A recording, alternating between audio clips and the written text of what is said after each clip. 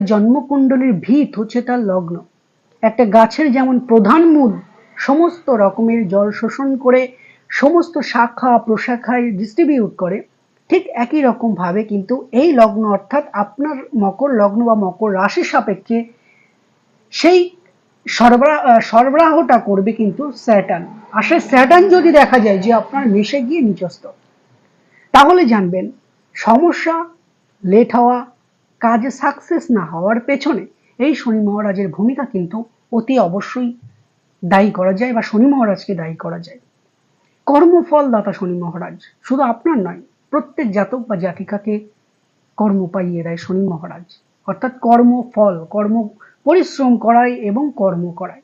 আর সেই আপনার লগ্ন বা রাশি ভাবের মালিক যদি আমি ছেড়েও দিই, তো শনি মহারাজ যদি মকরে ক্ষমা করবেন, যদি দেখেন মেষে, তাহলে চোখ বন্ধ করে